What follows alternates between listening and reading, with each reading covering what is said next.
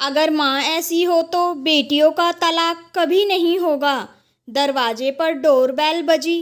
सुलोचना जी ने बहू को आवाज़ लगाई, कविता, ओ कविता। सुनती भी नहीं। मुझे ही देखना होगा कौन है। गेट खोला तो देखा दूधिया है। कितना दूध दूँ मालकिन? सुलोचना जी, 5 लीटर दे जा, आज मेरे लाला का जन्मदिन है। तू भी आ जाना खाने पर रात को। सास बहू से, ओरी बहू, बेहोशी की दवा ववा तो नहीं खा लेती? सुन रही है? मैं पड़ोस में जा रही हूँ राहुल के जन्मदिन का न्योता देने। गैस पर दूध रखा है, जरा देख लेना। सो मत जाना हमेशा की तरह। बहू का होना ना होना बराबर है, किसी काम की नहीं है।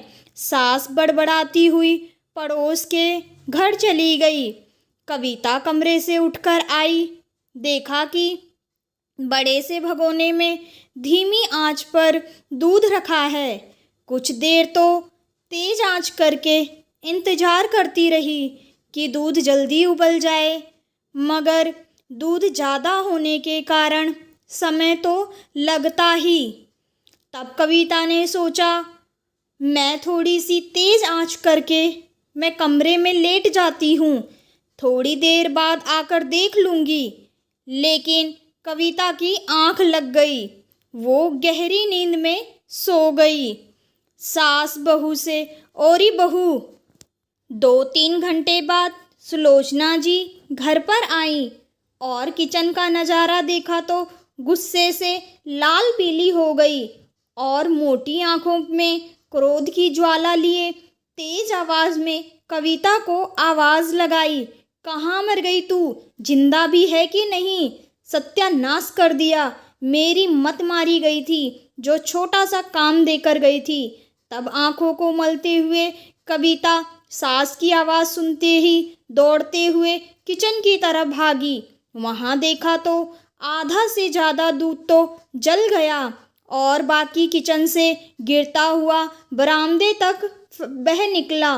कविता को देख सुलोचना जी ने बहू को खूब खरी खोटी सुनाई, साथ में कविता के माँ और पिता को भी लपेटा। इतने में मनोज भी घर आ गए, कविता के पति। उन्होंने भी किचन और बरामदे का नज़ारा देख समझ गए यह कविता की ही करामात है।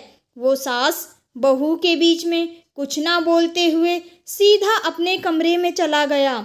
सास के तानों और फटकारों को सुनने के बाद कविता रोती रोती अपने कमरे में आई। सोचा कि पति उसे सिंपैथी देंगे, लेकिन मनोज ने प्यार से इतना ही कहा, कविता, यह मायका नहीं है जो तुम्हारी गलतियों को कोई नज़रअंदाज करेगा, ससुराल है, ध्यान दिया करो।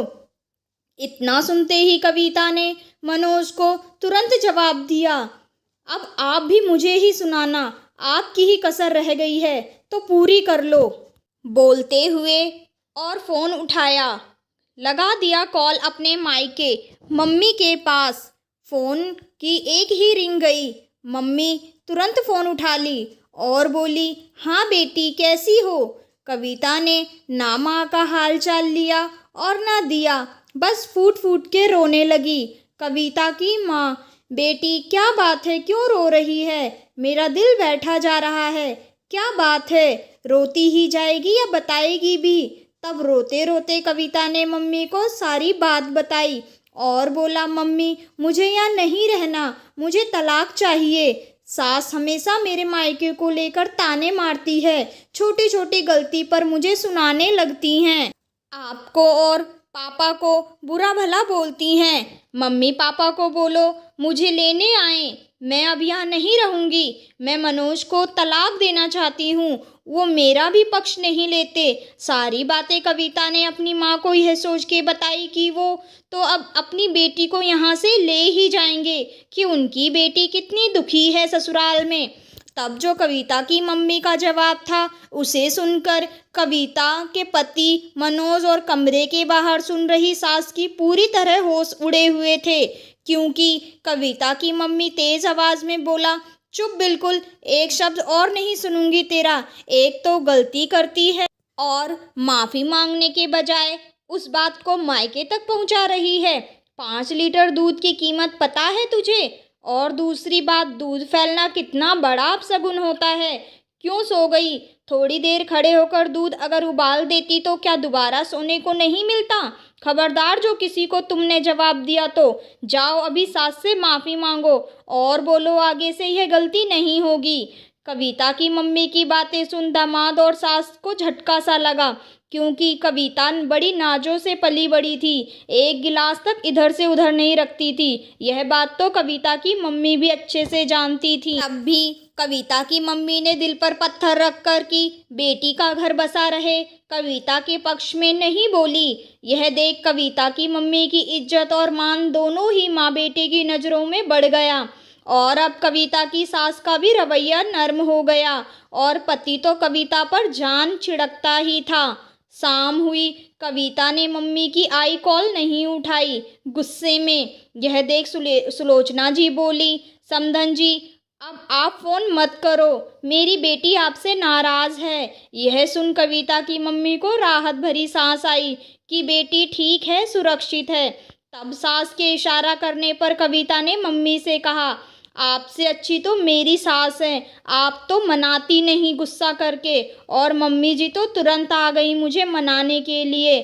और सब यह सुनकर हंस पड़े।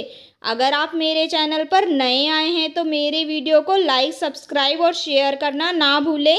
बेल आइकन भी प्रेस करें जिससे कि आगे की नोटिफिकेशन आपको मिल सके।